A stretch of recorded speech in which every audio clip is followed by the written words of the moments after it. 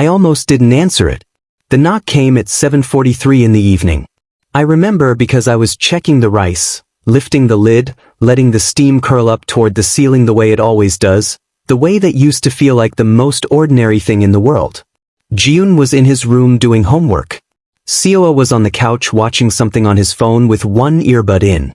A normal Tuesday. I should have let it stay that way. The second knock was quieter than the first. More patient. And something about that patience, that stillness on the other side of the door, made the hairs on the back of my neck rise before I even touched the handle. I don't know what I expected. A neighbor. A delivery I'd forgotten about. Someone with the wrong apartment number. I did not expect him. Kang Jiwoo. Standing in my doorway like 13 years was nothing. Like he hadn't taken one look at my newborn sons and decided they weren't worth keeping. Like his mother hadn't handed me a document, thick, formal, stamped, that dissolved everything we were in the language of bloodlines and dynasty and insufficient genetic continuation. He looked older. Of course he did. But not the way I'd imagined in the years when I used to imagine it, not worn down, not hollowed out by regret. He looked refined. The kind of older that money makes you. Sharp jaw, dark coat, the kind of quiet that powerful people wear like armor. His eyes found mine immediately. My chest went tight. "Haein," he said. Just my name. That was all. And my body, my stupid, traitorous body, reacted before my mind could stop it. Something in my stomach twisted hard, the way it used to when he'd walk into a room and I was already watching the door for him. Muscle memory. 13 years and my heart still remembered the shape of him. I hated myself for it. "What are you doing here?" It didn't come out as a question. My voice was flat. Controlled. I'd had 13 years to practice control. I came to talk. His voice was the same. Low, unhurried. The kind of voice that expected to be listened to. "Can I come in?" No. Something moved behind his eyes. Not hurt. Kang Jiwoo didn't do hurt, not visibly. More like calculation. Reassessment. "Haein." I said no. I stepped into the gap of the doorframe, one hand on the edge, making myself into a wall between him and everything behind me. "You don't get to just show up here. You don't have that right anymore. You gave it up." "I know." He said it so evenly that for a second I almost missed it. I know. Not a denial. Not an excuse. Just acknowledgement, smooth and careful, like he'd practiced it. "I'm not here to argue about the past." "Then what are you here for?" He held my gaze. "My sons." The words landed like a hand around my throat. His sons. 13 years of school fees and sick nights and bad dreams and first days and scraped knees and learning how to be two parents in one body, and he stood at my door and called them his sons like the word belonged to him. My jaw tightened. "You don't have sons. They carry my name. They carry my name." My voice cracked on the last word and I hated that too. "I changed it. 3 years after you left. Check your records." For the first time, something flickered across his face that wasn't composure. But before either of us could say another word, before I could breathe, I heard the sound I'd been dreading since the moment I opened the door. Footsteps. Light, quick ones. Seoa. He appeared at my shoulder the way teenagers do, materializing out of nowhere, earbud dangling, eyes going wide as they landed on the man in the doorway. I watched it happen. Watched my son look at Kang Jiwoo for the first time in his conscious life and go completely still. "Seoa." My voice came out gentle but urgent. "Go back inside." But Seoa didn't move. He was staring at Jiwoo the way you stare at something you've only ever seen in photographs. Recognizing the jaw. The height. The eyes. Our eyes. He and Jiwoon both had them. Seoa started. "Go inside," I said again. Firmer. Seoa looked at me. Then back at Jiwoo. Then slowly, without another word, he stepped back into the apartment. I heard him go still just around the corner. Not in his room. Just out of sight. Listening. I turned back to Jiwoo. My hands were trembling now. I pressed one flat against the doorframe so he couldn't see it. "Leave," I said quietly. "Don't come back without warning. Don't come back at all if you can help it." Jiwoo looked at me for a long moment. Then he reached into his coat pocket and held out a card. Plain, white, just a number. I'll give you time, he said. But I'm not going away, Haein. Not this time. I didn't take the card. He set it on the edge of the doorframe anyway, careful, deliberate, like a man who was used to leaving things that couldn't be ignored, and then he turned and walked away down the hall without looking back. I stood there until the elevator doors closed behind him. Then I shut my front door, pressed my back against it, and closed my eyes. In the kitchen, the rice had gone cold. Around the corner, I heard Seo's quiet footsteps move, not toward his room, toward the window that faced the street. I found them 3 days later. I wasn't snooping. I want to be clear about that. I wasn't the kind of parent who went through his children's things looking for reasons to worry. I had always believed in giving them space. Room to breathe. Room to grow into themselves without feeling watched. But Seo had left his tablet on the kitchen counter, screen still on, and when I picked it up to move it I saw the folder. It was labeled with a single character. Father. My hand went still. I should have put it down. I know that. But my thumb moved before I could stop it, just one tap, and the folder opened and I was standing in my own kitchen looking at 2 years' worth of collected photographs, saved articles, and screenshots of public records. Kang Jiwoo at a government function. Kang Jiwoo at a press conference. Kang Ji was shaking hands with someone important, always composed, always that same careful expression that gave nothing away. There were older ones too, grainy, pulled from deep in some archive. A younger Jiwoo. The age he was when I knew him. When I loved him. My throat closed. Seo hadn't asked me a single thing. Not once in 13 years had he come to me and said tell me about him. I had always assumed, needed to assume, that the silence meant acceptance. That he and Jiyoon had made their peace with the shape of our family and decided it was enough. But he hadn't been silent. He'd just been quiet about it. Alone with it. Building a picture of his father out of public records and press photographs because he couldn't ask the one person who actually knew him. I set the tablet down carefully. Exactly where I'd found it. Then I stood at the counter for a long time and tried to remember how to breathe. I didn't say anything to Seoa that night. I made dinner. I asked about school. I watched him across the table, the way he laughed at something on his phone, the way he pushed food around when he was thinking, the familiar shape of his hands that looked more like Jai was every year, and I kept my voice even and my face calm and I didn't say a word. It was Jiyoon who noticed. He always noticed. My older twin, older by 4 minutes and 40 seconds, a fact he had never once let Seoa forget, had inherited something from me that I'd never wanted to pass on. The ability to read a room. To sense the shift in temperature before anyone spoke. He caught me alone after dinner, leaning in the doorway of the kitchen while I washed dishes. Something happened? He said. Not a question. I'm fine. Appa. His voice was flat in the way teenagers get when they're done accepting deflection. Something happened.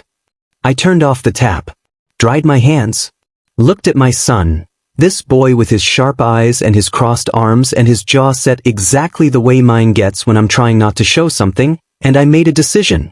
Did you know Seoa has been researching him? The change in Jiyoon's face was immediate. The careful stillness cracked.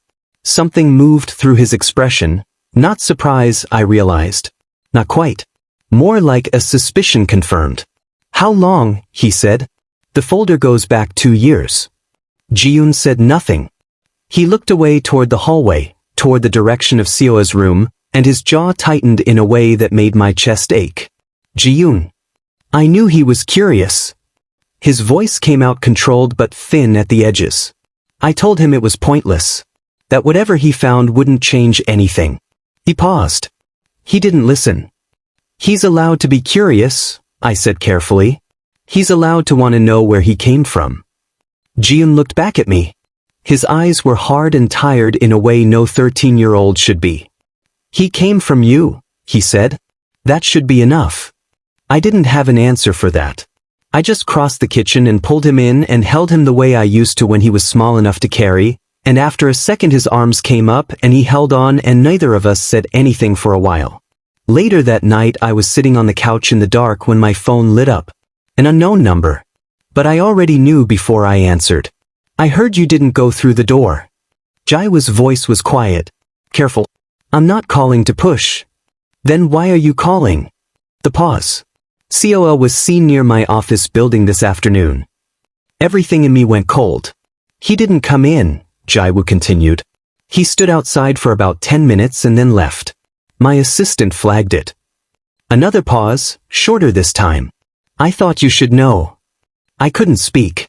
I was sitting in the dark in my own living room and I could not make a single sound because if I opened my mouth I didn't know what would come out. Seoa had gone to his office building. Alone. Without telling me. Haein. Don't, I managed. I'm not going to approach him without your... I said don't. My voice broke on the second word. I pressed my hand over my mouth and stared at the ceiling and breathed through it. Don't call this number again. I hung up. Across the hall, Seoa's light was still on under his door. I looked at it for a long time. And then very quietly I got up and knocked. It arrived on a Thursday. The courier, the expensive kind, the kind with a uniform and a climate-controlled bag and the kind of quiet professionalism that costs more than my weekly groceries, knocked on our door at 4 in the afternoon. Seoa answered it before I could get up from my desk. I heard the exchange from the hallway. Polite. The sound of a box being transferred between hands. Then Seoa's voice, soft with something I hadn't heard in a long time. Delight. I came around the corner and stopped. He was standing in the entryway holding a flat rectangular box. Matte black, tied with a single dark ribbon, the kind of packaging that doesn't need a logo because the weight of it says everything. His face was open in a way that made my chest hurt. Unguarded. Younger looking than he had in months. What is that? I said. Seoa looked up. Something flickered across his face. Guilt, maybe, or the anticipation of conflict, but it didn't reach his hands. He was already pulling the ribbon loose. It has my name on it, he said simply. Inside the box was a watch. Not a teenager's watch. Not something picked from a display case in a mall. This was the kind of watch that came with provenance, with history, with a weight on the wrist that reminded you someone had spent real money making a point. Silver case, dark face, a brand name engraved so small you had to look for it. Seoa lifted it out with both hands like it was something fragile. My stomach turned over. There's a note, he said. I crossed the room and took it before he could read it first. My hands were steady, I made them steady, but my eyes moved fast across the short handwritten lines. For Seoa. I know we haven't spoken properly yet. I hope we get the chance. Kang Jiwoo. No title. No father. Just his name, like a door left slightly open. Calculated. Everything about this man was calculated. Heinous SI. Seoa used the formal address when he wanted distance from me, when he was preparing for a fight. He'd picked that up somewhere around age 11 and it still landed the same way every time, like a small, deliberate step back. It's just a watch. It's not just a watch. It's... He sent it here, I said, keeping my voice low and even. To this address. Without calling first. Without asking me. He went around me completely, Seoa, and he did it on purpose. Seoa's jaw tightened. Maybe he knew you'd say no. So he decided that was irrelevant. The words sat between us. Seoa looked down at the watch in his hands and I watched something move through his expression. Conflict, wanting, the particular stubbornness of a child who has already made up his mind and is only now informing you of it. I want to keep it, he said quietly. I closed my eyes for just a second. One breath. Okay, I said. Seoa looked up, surprised. Keep it, I repeated. But understand that I see exactly what he's doing. And I need you to see it too. He didn't answer. He just looked at the watch again with those unguarded eyes and I felt the distance between us stretch in a way I didn't know how to close. Jiwoon came home an hour later. He knew immediately. He walked in, saw the box on the counter, saw Seoa at the kitchen table with the watch on his wrist, and went completely still in the doorway. The silence lasted about 4 seconds. Then Jiwoon set his school bag down with the careful precision of someone controlling a much larger feeling and walked to his room without a word. I followed him. He was sitting on the edge of his bed, elbows on his knees, staring at the floor. He didn't look up when I came in. Say it, I told him gently. There's nothing to say. Jiwoon. He looked up. His eyes were dry but the skin around them was tight. He's going to keep sending things, he said. And Seo's going to keep accepting them. And then one day it won't be things anymore. It'll be visits. And then, he stopped. Pressed his mouth shut. I sat beside him. Close enough that our shoulders touched. I know, I said. You should have sent it back. Maybe. He doesn't get to just, Jiwoon's voice cracked slightly, the way it did sometimes when his composure outpaced his age. He doesn't get to show up with expensive things and act like that fixes anything. Like that's what we needed. Like money is, he exhaled hard through his nose. We didn't need his money. We were fine. We were, I agreed. We are. Jiwoon leaned sideways and pressed his head briefly against my shoulder, just for a moment, just long enough, and then straightened back up and looked at the wall. I hate him, he said quietly. I didn't tell him not to. I just sat with him in the dim of his room and listened to the apartment settle around us and thought about a man who sent a watch instead of an apology and believed that was enough. That night my phone buzzed with a message from an unsaved number. I hope it arrived safely. I'd like to meet with you, Haein. Just once. No agenda. I stared at it for a long time. Then another message came through. This one from my best friend Min-jae, who had a habit of terrible timing and perfect instincts. I found something. About the Kang family. You need to see this before you agree to anything. My blood went cold. Min-jae was already at the cafe when I arrived. He had that look on his face, the one he got when he knew something he didn't want to know, when the information sitting in front of him was worse than he'd expected and he was trying to decide how to hand it to me without dropping it. I'd known that face for 15 years. Since before the twins. Since before Jiwoo. Since we were 22 and sharing a tiny apartment and splitting instant noodles 4 ways because neither of us could afford real groceries. He was the one who held Jiwoon the night I came home from the hospital. He was the one who filed the name change paperwork with me. He was the one who never once said I told you so even though he absolutely could have. He slid a folder across the table before I'd even sat down properly. I want to be clear, he said, that I debated not showing you this. I sat. Pulled the folder toward me. How bad is it? It's not new information. That's the thing. He wrapped both hands around his coffee cup. You already knew what they thought of you. Of the boys. But knowing it and seeing it written down are very different things and I just want you to be prepared. I opened the folder. It was a collection of documents. Some printed, some photographed, some clearly pulled from archived political correspondence that Min-jae had no easy business accessing. I didn't ask how. Min-jae had a particular talent for finding things that were meant to stay buried, and over the years I had learned to simply be grateful for it. The first page was an internal family memo, dated 13 years ago, 3 weeks after the twins were born. I started reading. The language was formal, political. The kind of writing that had been carefully constructed to say devastating things in the most bloodless way possible. Phrases like secondary designation offspring and non-qualifying genetic continuation and Omega-born children present no viable succession pathway under current dynasty protocols. My sons. Described in succession protocols. My throat went dry. I turned the page.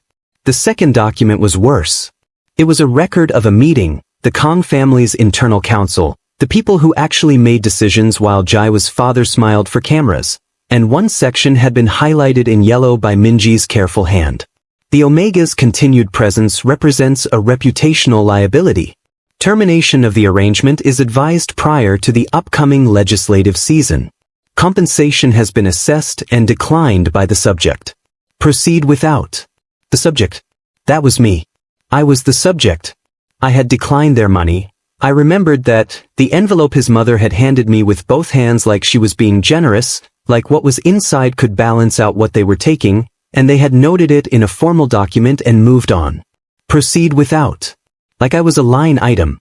Like my sons were a problem to be managed and then forgotten. Haein. Min-jae's voice was soft. I realized my hands were shaking.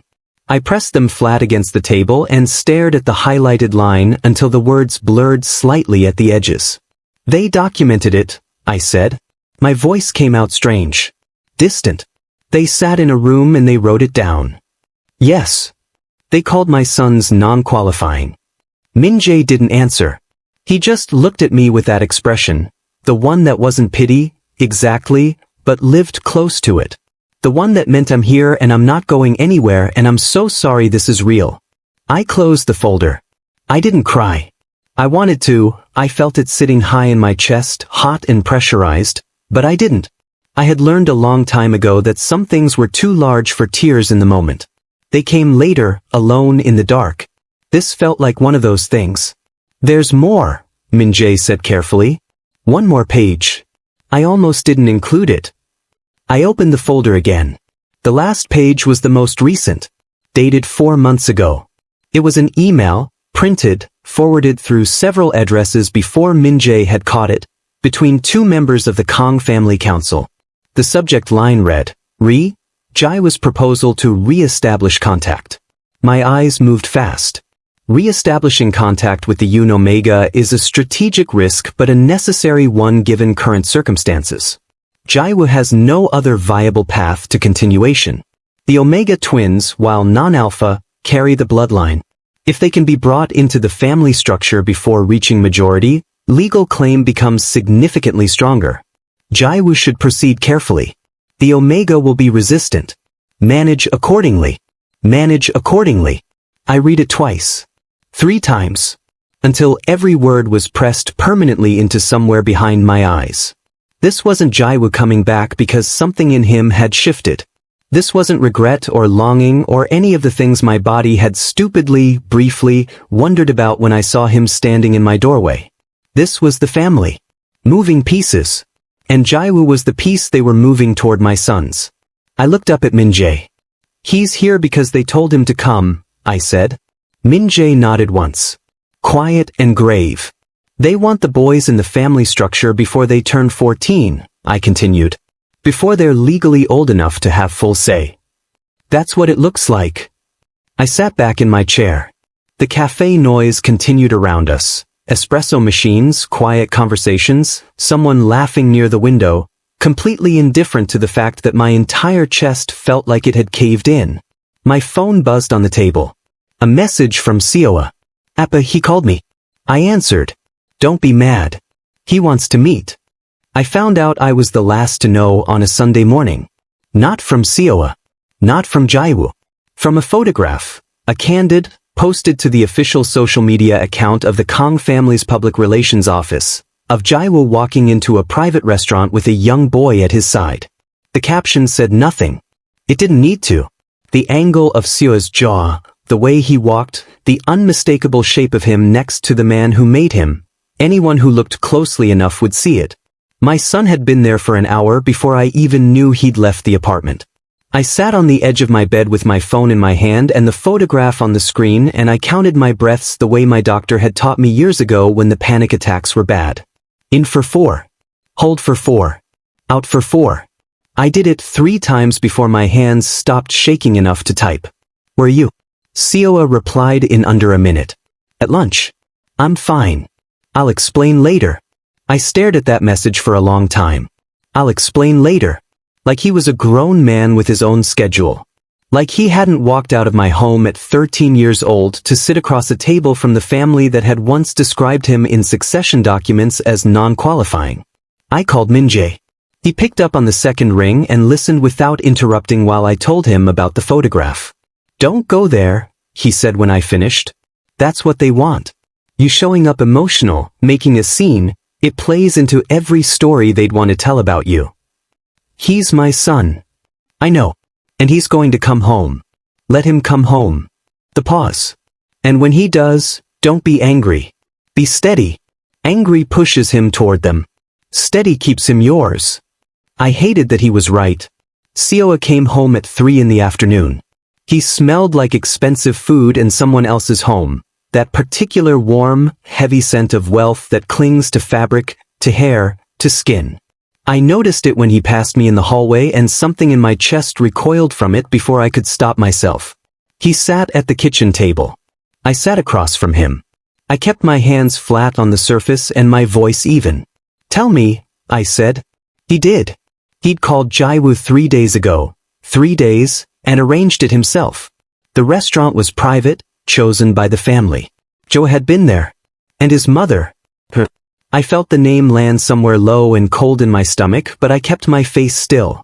She was very kind, Sioa said.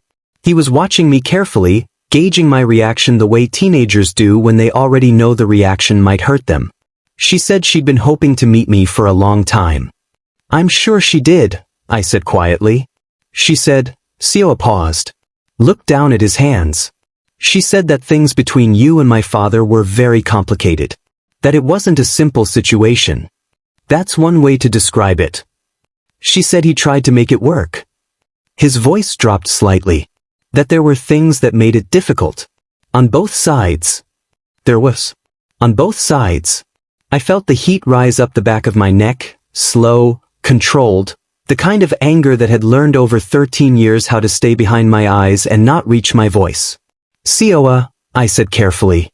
I want you to think about what that means. Both sides. What do you imagine my side looked like? He was quiet. I was 24, I continued. I had just given birth to 2 babies alone in a hospital room because his family had already begun the paperwork to remove me from his life. I had nothing. No support, no money they hadn't tried to hand me as a goodbye, no family close enough to call. I came home to this apartment with 2 newborns and I built something from nothing. I paused. What exactly was my side of the difficulty? Sioa's jaw worked. His eyes had gone glassy in a way he was trying hard to control. I'm not saying you did anything wrong. But you're repeating what she told you. His voice cracked slightly. I just wanted to hear that maybe it wasn't only them. That maybe it was just hard. For everyone. Because if it was only them, then that means he stopped. Chose not to want us. He couldn't finish it. I could see the sentence sitting unspoken in the space between us, too heavy for a 13-year-old to carry out loud. And despite everything, despite the anger still sitting hot at the base of my throat, my heart broke for him. Clean through. Come here, I said. He didn't move for a second. Then he got up and came around the table and I held him the way I had when he was small, one hand at the back of his head, and I felt him exhale shakily against my shoulder. It was hard, I said softly into his hair. It was hard for me. But Sioa, the choices were theirs. Not mine. He nodded. Well, tight. I held him a little longer. What I didn't tell him, what I kept folded behind my sternum where it couldn't touch him, was that Jiwoo's mother had done this deliberately. That every careful, sympathetic word she'd spoken over that private lunch had been placed there like stones in a path. Leading somewhere. My phone buzzed on the counter. A message from a number I didn't recognize. Hey SSI. This is Kang Jiwoo. I think it's time we spoke directly.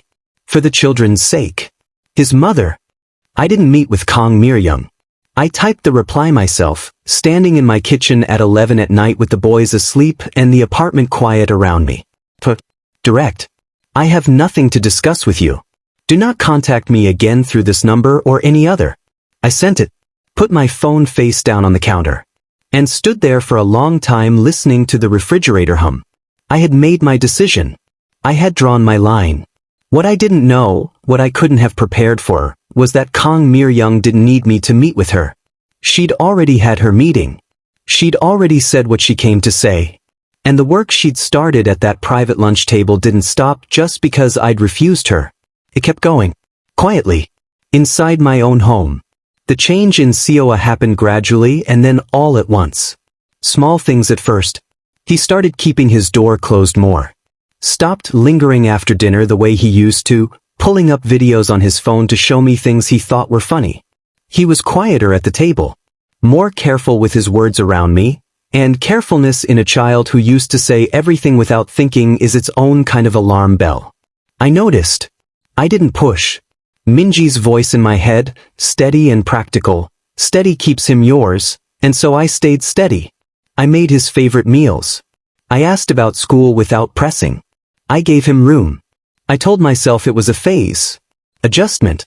13 was difficult even without all of this layered on top of it. Then came the Wednesday that undid everything. I was in the kitchen preparing dinner when I heard them in the hallway. Sioa and Jiwoon. their voices low, the particular pitch of an argument being conducted at volume-controlled intensity so I wouldn't hear. I wasn't trying to listen. But the apartment was small and silence carried. Jiwoon's voice, tight with something close to disbelief. You don't actually believe that? Seoa, quieter but firm. Why would she lie to me? Because she wants something from us. Because that's all we are to them. You don't know that. You've never even given him a chance. I don't need to give him a chance. He had one. He left. A long pause. Then Seoa, maybe Appa made it easier for him to leave. The spoon in my hand went still. I heard Jiwoon go silent. That particular silence, the held breath kind, the kind that meant something had been said that couldn't be unsaid. Then his footsteps, fast and hard down the hallway. His door didn't slam. He closed it with exaggerated control, which was somehow worse. I stood at the stove and stared at the pot and waited. Seoa came into the kitchen 2 minutes later. He stood on the other side of the counter. He had his father's eyes. I had always known that, but right now they were uncertain in a way that was entirely his own. Like he'd been carrying a sentence for days and had finally decided to put it down in front of me regardless of what it cost. Appa, he started. I heard you, I said quietly. He went still. Not everything, I added. But enough. The silence stretched. Outside, a car passed on the street below. The pot on the stove began to simmer. She said, Seoa's voice was careful. Rehearsed, almost like he'd practiced this. She said that relationships are complicated. That when two people don't work, it's usually not just one person's fault. She said that to you. It makes sense though. His jaw tightened slightly. You're strong, Appa. You don't bend. You never bend. Maybe that made things hard. Maybe if you'd been. If I'd been what, Seoa? He met my eyes. His were wet at the edges but his voice came out steady and it was that steadiness, borrowed, I thought, from someone else's words, someone else's framing, that made it land so hard.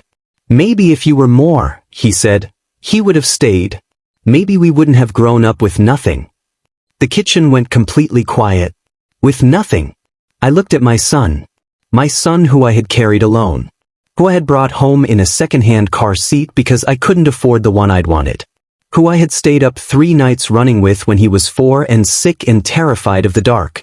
Who I had shown up for every single day for 13 years without a single morning of wondering whether it was worth it. Nothing. I didn't yell. I didn't cry. I felt both of those things move through me and then past me, like weather. What I did was turn back to the stove. Dinner will be ready in 20 minutes, I said. Appa. 20 minutes, Seoa. He stood there for another moment. I heard his breath catch once, something close to regret, maybe, or the beginning of it. Then his footsteps retreated down the hallway. The moment his door closed, I gripped the edge of the counter with both hands and dropped my head and breathed. From the hallway I heard a different sound. Jiwoon's door opening quietly. Then nothing. No footsteps, no words. Just the sense of him standing there in the hallway in the dark, having heard everything, not knowing what to do with it. Neither did I. I straightened up, wiped my face with the back of my hand, picked up the spoon. 20 minutes later I put 3 bowls on the table and sat down and waited for my sons to come eat. Only one of them did. And when Jiwoon sat across from me and looked at the empty chair and then looked at me, something in his expression shifted. Settled. Like a decision being made quietly behind his eyes. He picked up his spoon. It smells good, he said. I nodded.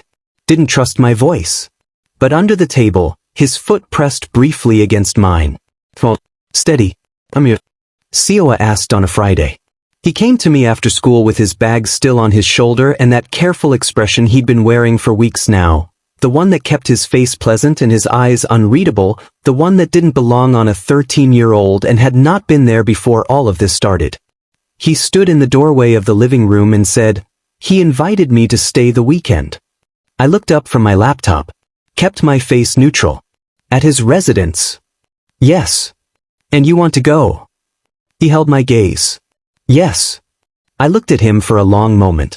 The bag on his shoulder, the watch on his wrist, he wore it every day now. I had stopped letting myself notice. The set of his jaw that was Jiwoo's and the uncertainty in his eyes that was mine. Okay, I said. Seoa blinked. Okay. Pack what you need for 2 nights. Be home Sunday evening by 7. I paused. And you call me. Once in the morning and once before bed.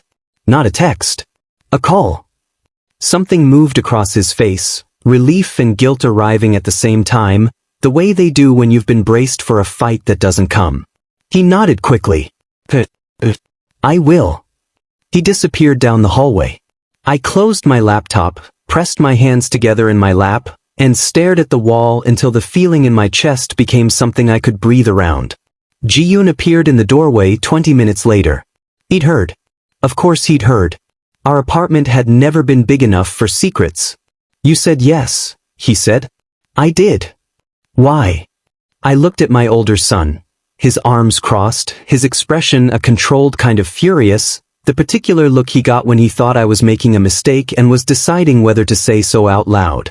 Because saying no doesn't make him stop wanting to go, I said quietly. It just makes me the reason he can't. Ji-yoon's mouth pressed into a thin line. He understood it. I could see that he understood it, and hated it at the same time. He's going to like it there, he said. Like a warning. I know. The house is probably enormous. They'll show him everything.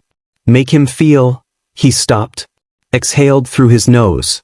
They're going to make him feel like he's been missing something. Yes, I said. They probably will. Ji-yoon looked at me like he was waiting for me to say something else. Something that would make this feel less like watching a door open that we couldn't close again. But I didn't have those words. I just looked back at him steadily and let the silence hold us both. After a moment he unfolded his arms and came to sit beside me on the couch. Close. Shoulder to shoulder. He didn't say anything and neither did I, and outside the window the city made its ordinary sounds, and inside the apartment Seoa moved around his room packing a bag for his father's house. We sat there together until he was done. I packed the bag myself in the end. Seoa had pulled things out and left them in a pile on his bed the way he always did. No system, no logic, just whatever his hands found first. I came in after dinner and refolded everything quietly. His good sweater. An extra pair of socks he always forgot. The small blue notebook he carried everywhere but pretended he didn't need. I tucked it in the front pocket where he'd find it without looking. I don't know how long I stood there after the bag was zipped. His room smelled like him, that particular combination of his shampoo and something warmer underneath it, the scent that had meant my child to some deep part of me since the first night I brought him home. I had stood in this room in the dark so many times. When he was sick. When he had nightmares. When I just needed to hear him breathing to remind myself that we were okay. I turned off his light and went to the hallway and stood there with my hands still on the doorframe. Steady, I told myself. Stay steady. The next morning Jiwoo's car arrived at 9. I knew because Seoa checked the window 4 times between 8:30 and 9. I watched him from the kitchen, the way he tried to look casual about it, the way he couldn't quite manage it, and I drank my coffee and said nothing. When the buzzer sounded his whole body went alert. He grabbed his bag. Came to the kitchen doorway. I'll call you tonight. Morning and night, I reminded him. Morning and night. He hesitated. For just a moment the careful expression slipped and he looked 13 and uncertain and like the boy who used to climb into my bed during thunderstorms. Appa. Go, I said gently. It's okay. He left. I listened to the front door close. His footsteps in the hallway outside, quick and light, fading toward the elevator. Then silence. I set my coffee cup down very carefully. Walked to the window. Watched the black car below, sleek, expensive, idling at the curb, as Seoa came through the building entrance and the rear door opened from inside. Jiwoo stepped out. He looked up, directly at my window. Our eyes met through the glass, 4 floors of distance between us, and he held my gaze for exactly 3 seconds before he looked down at Seoa and said something that made my son smile. I stepped back from the window. Behind me, Ji-yoon's bedroom door opened. He's gone, he asked. He's gone. Ji-yoon came and stood beside me. We didn't look at each other. We both looked at the empty street as the black car pulled smoothly away from the curb and disappeared around the corner. Then his hand found mine. Quite certain. Neither of us let go for a long time. That evening Seo's 9 o'clock call didn't come. By 9:30 I was staring at my phone. At 9:52 it finally rang, but it wasn't Seo's name on the screen. It was Jiwoo's. It started over dinner. Seo had been quiet all week, the particular quiet of someone carrying a decision they haven't announced yet. I'd felt it building. The way he picked at his food. The way he kept his phone screen down. The way he looked at our apartment sometimes like he was measuring it against something else. I told myself I was imagining it. I wasn't. I want to go live with him. He said it plainly. No build-up, no softening. Just put it on the table between us like a document to be signed. The kitchen went silent. I set my chopsticks down. Looked at my son. His jaw set, his eyes steady, braced for argument, and felt something shift in my chest. Not the careful, managed steadiness I'd been holding for weeks. Something older. Something that had been sitting beneath all that control since the night Jiwoo showed up at my door and I made the mistake of not slamming it in his face. No, I said. Seo blinked. Appa. No, Seo. Absolutely not. You haven't even. I said no. My voice came out harder than I intended and I didn't take it back. You are 13 years old. You live here. With me. That is not a negotiation. Seo's expression shifted, the careful mask dropping, something raw and frustrated pushing up behind it. You never listen. I'm trying to talk to you and you just shut it down like you always. Like I always what? I pushed back from the table and stood. My hands were shaking but my voice was steady and I needed it to stay that way. Say it. Like I always what, Seo? Like you always make every decision for us without asking what we want. His voice cracked on the last word. He wants to know me and Ji-hyun. He wants to be in our lives. And you're standing in the way of that because you're... He stopped. Because I'm what? His chin lifted. Because you're still angry at him. And you're using us to punish him for it. The words landed like a slap. I heard Ji-hyun's chair scrape back. Like he'd been waiting for the signal, his jaw tight, eyes moving between me and his brother with an expression that had no patience left in it. You're so selfish and stupid, Ji-hyun said. Flat. Not a question. Seo turned. This isn't about you. You're my brother. Everything you do is about me. Ji-hyun stepped into the kitchen fully. His voice was controlled but only just. He sent you a watch and bought you nice dinners and now you want to move into his house. Do you hear yourself? You've never even given him a chance. I don't need to give him a chance. He already had one. Ji-hyun's voice rose. He had a chance when we were born and he threw it away. He had a chance every single year for 13 years and he didn't take it. He only came back because he has no one else. You are a backup plan, Seo. That's all this is. Seo stood up so fast his chair scraped back hard against the floor. You don't know that. I know exactly that. Appa showed me the documents. Appa showed you what he wanted you to see. Seo's voice broke open, loud, raw, the most honest I'd heard him in weeks. You believe everything he says because you never wanted a father in the first place. Some of us did, Ji-hyun. Some of us grew up wanting to know where we came from and feeling like we couldn't say it out loud because it would hurt him. The kitchen went dead quiet. I felt it land in my chest like something structural giving way. He'd been carrying that alone. All this time. The wanting. The quiet, private, years-long wanting. And he'd hidden it from me because he thought it would hurt me. And maybe it would have. And maybe that was also my fault. Seo, I started. I'm going, he said. His voice had dropped back down. Certain now. Final. I'm not asking anymore. I'm telling you. You are not going. I crossed the kitchen until I was standing directly in front of him. Close. Look at me. You are my son and you are 13 years old and you are never ever going to that house. Not this week. Not next week. We are going to sit down and talk about this properly when everyone has calmed down. Seo looked at me for a long moment.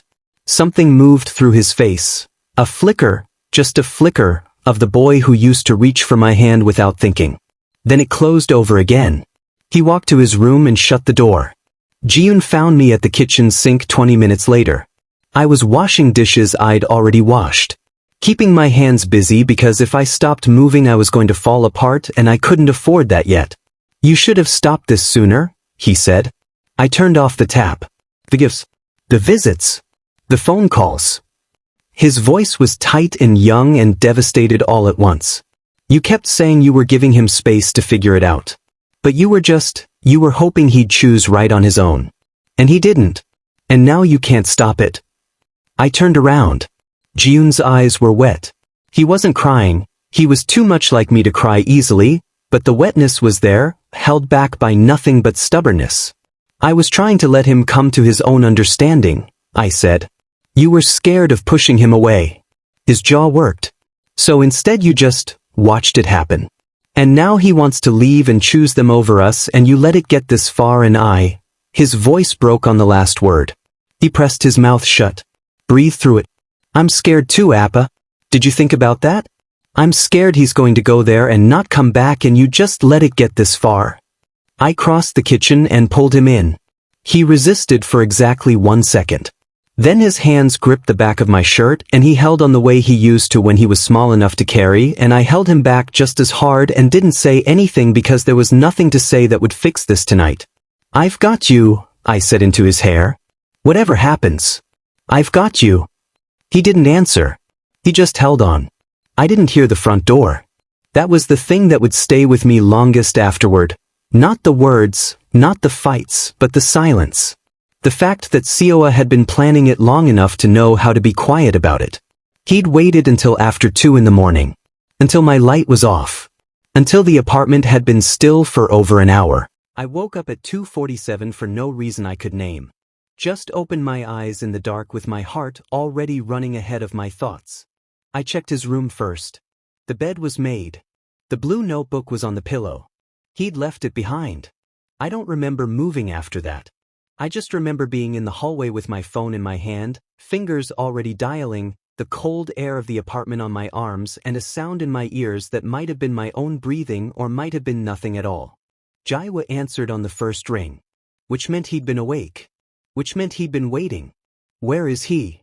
My voice came out stripped of everything. No control, no composure, nothing left to perform. Just the rawness underneath. Where is my son? He's here. Jiwoo's voice was calm. He called me. I picked him up. He's safe, Haein. You had no right. He called me.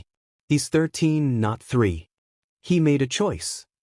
He is a child and you took him in the middle of the night without contacting me. I'm contacting you now. The pause. Measured. He doesn't want to come back tonight. I'm not going to force him. The rage that moved through me was so complete it came out the other side as something close to silence. I'm coming to get him, I said. Haein. His voice shifted.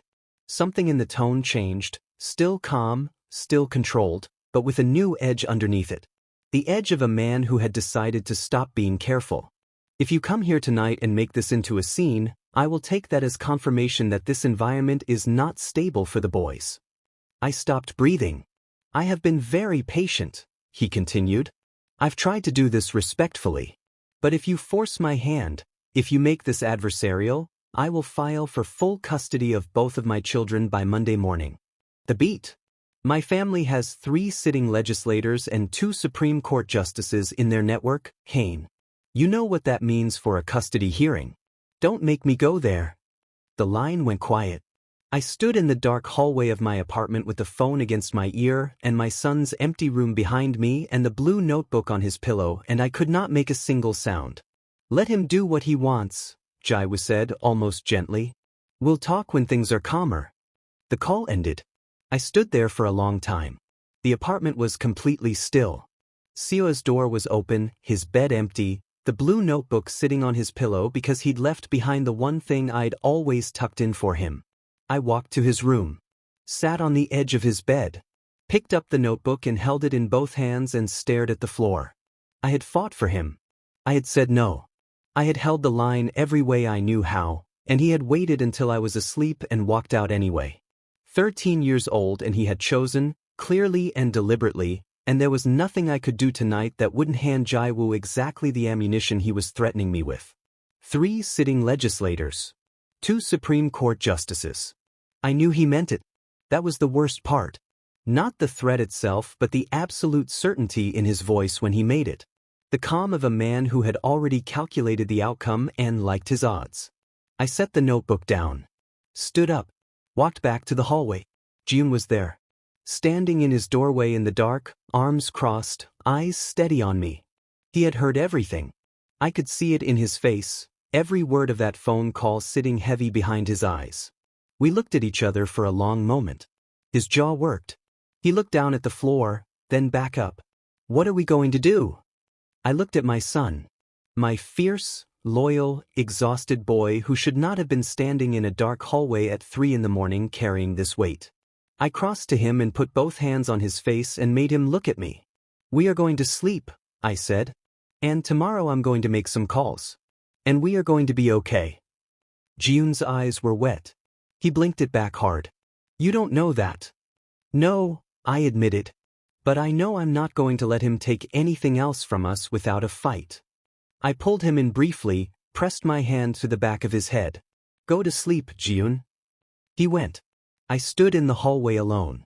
Then I walked to the kitchen, sat down at the table in the dark, and for the first time in 13 years I let myself cry. Not quietly. Not controlled. All of it. Every single thing I had been holding since the night Jiwoo knocked on my door, and my body remembered him before my mind could stop it. I cried until there was nothing left. And then I washed my face, went to bed, and stared at the ceiling until morning came.